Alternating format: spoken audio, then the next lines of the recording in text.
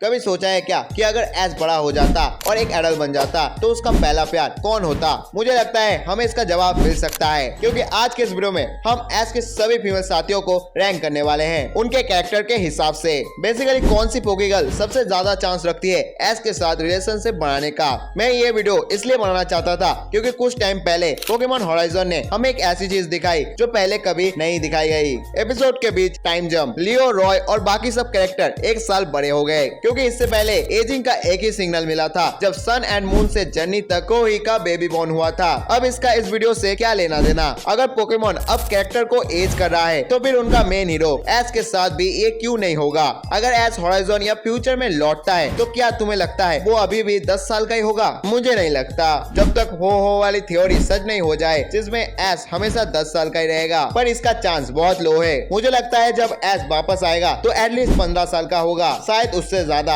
और 15 की एज में बंदे प्यार को समझने लगते हैं, और यहाँ एक में 18 साल की उम्र में कभी प्यार ही नहीं किया। पहले ऐश को लव क्या होता है उसे पता ही नहीं था। शायद अब जब वो वापस आएगा तो एक यंग एडल्ट होगा, और तब बनता है असली सवाल, क्या ऐश अपनी फीमेल साथियों के साथ सोएगा? नहीं नहीं नहीं, वो नहीं। मेरा मतलब है क्या वो कपल बनेगा? पोकेमॉन हमेशा हिंट देते रहा है कि कुछ कैरेक्टर ऐश को पसंद करते हैं, तो क्यों ना हम ऐश की सभी फीमेल साथियों को रैंक करें स्टार्ट से लेकर एंड तक, और देखें कौन सबसे ज्यादा चांस रखती है उसके साथ रिलेशनशिप करने में। तो चलो सबसे पहले शुरू करते हैं आइरिस से। एस और आइरिस में एक चीज कॉमन है, दोनों को पोकेमॉन बैटल्स काफी पसंद है, लेकिन बस यही तक ही उनका कनेक्शन है। आइरिस भी कहती थी कि तुम बस बच्चे हो। दोनों काफी सिमिलर है, इस वजह से उनका रिलेशनशिप सिर्फ दोस्ती तक ही अच्छा है, कुछ रोमांटिक वहाँ वर्क नहीं करेगा। और पोकेमॉन में कभी हिंट भी नहीं मिला कि आइरिस का एस पे क्रश है, तो आइरिस को डालना पड़ेगा नो कैटेगरी में।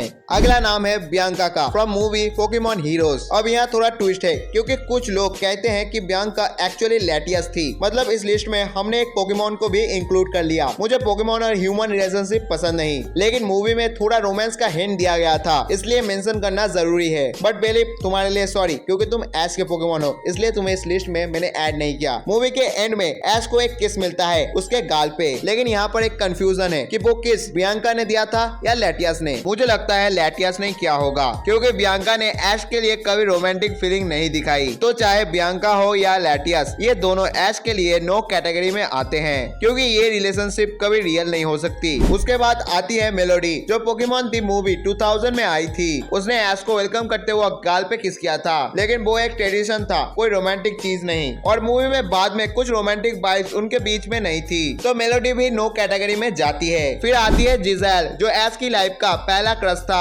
वो एक पोकेमॉन स्कूल की टॉप ट्रेनर थी और थोड़ी दबंग टाइप की लड़की थी, और ऐश उससे इम्प्रेस था। लेकिन अगर सोचो तो आज के दिन में जिज़ेल और ऐश का रिलेशनशिप बिल्कुल टॉक्सिक लगता। ऐश का मोरल स्ट्रॉन्ग है और अब वो वर्ल्ड चैंपियन है, तो इसलिए उनके पेयर में मजा नहीं आएगा। अगला है मिएट, जो सेरेना की राइवल थी। उसने सेरेना को चिढ़ाया और ओपनली कहा कि अगर सेरेना ने ऐश के लिए अपना प्यार एक्सप्रेस नहीं किया तो वो खुद ऐश को पटा लेगी। और एक डांस इवेंट में तो उसने ऐश को अपना डेट बना लिया था, क्योंकि दोनों एकदम ऑपोजिट लगते हैं। और सच कहूँ तो जब तक सेरेना है तो मिएट भी नो कैटेगरी में ही है। नेक्स्ट है एंजी, डायमंड एंड पेरल सागा की एक लड़की, जिसमें ऐश का ऑब्वियसली क्रश था। समर एकेडमी आर्क में वो ऐश के टीम में थी। ऐश और एंजी दोनों ही एक जैसे थे, फूड लवर्स, कॉम्पिटिटिव, और दोनों क्लास में सो जाते थे। एंजी ने ऐश को पसंद करना स्टार्ट किया था, लेकिन उनका रिलेशन इस छोटे से आर्क तक ही था। ऐश शायद उसका नाम भी याद ना रखे, इसलिए एंजी भी नो कैटेगरी में ही है। इवन एंजी के पेरेंट्स ने भी मजाक में बोला था कि अगर तुम दोनों शादी कर लो तो फैमिली बिजनेस संभाल पाओगे, लेकिन फिर भी एंजी एक साइड क्रश ही थी।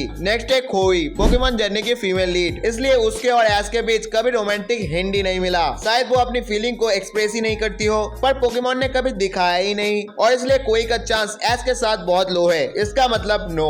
नेक्स्ट है मेलो, एलोरा रीजन की चैंपियन, और जब ऐश पहली बार उससे मिला, मेलो ने उसका हाथ पकड़ के पोकेमॉन स्कूल घुमाया था। थोड़ा हिंट था कि शायद उसको ऐश पसंद है, लेकिन उसके बाद ज्यादा कुछ नहीं मिला। एक पैनकेक रेस वाले सीन में मेलो थोड़ा जेलस हुई थी, लेकिन फिर उसने बोला जस्ट किडिंग, उसके बाद कोई हिंट नहीं मिला, इसलिए मेलो भी नो कैटेगरी में। और अब आती है लिली और ऐश का बॉन्ड एलोरा रीजन में बहुत स्ट्रॉन्ग था। जब ऐश उसके घर पे गया था तो लिली ने ऐश को अपने रूम में इनवाइट किया। समझ रहे हो ना दया, दाल में कुछ तो गड़बड़ है। लगता है ऐश ने उस दिन 2 पोकेबॉल पकड़े होंगे।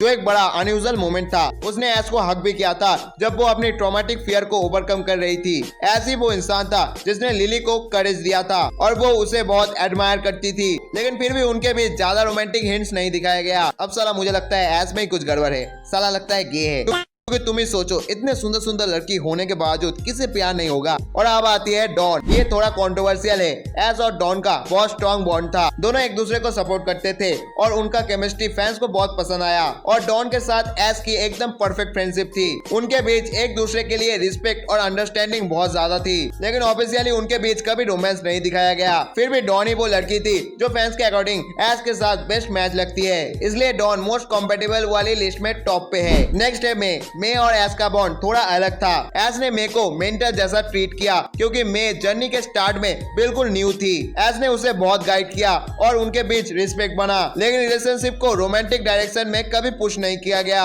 दोनों एक दूसरे के लिए सपोर्टिव थे, बट फीलिंग का एंगल नहीं था, तो इसलिए मे को भी नो कैटेगरी में ही रखेंगे। अब बात करते हैं सरीना की। ये सबसे ऑब्वियस चॉइस है। उसने ये पहले ही दिखाया था जब उनकी बचपन की मीटिंग रिवील हुई थी, जहाँ ऐश ने उसकी हेल्प की थी। उसके बाद कार्लोस जर्नी पे सरीना ने ऐश के लिए फीलिंग शो की। उसने हमेशा ऐश को सपोर्ट किया, मोटिवेट किया और हमेशा उसके साथ रही। और सबसे बड़ा हिंट, पोकेमॉन के एंड में सरीना ने ऐश को गुड बाय किस दिया। ये मोमेंट पूरे पोकेमॉन सीरीज का सबसे रोमांटिक सीन था। इसके बाद कोई डाउट ही नहीं रहता कि सरीना ऐश के लिए बेस्ट रोमांटिक मैच है।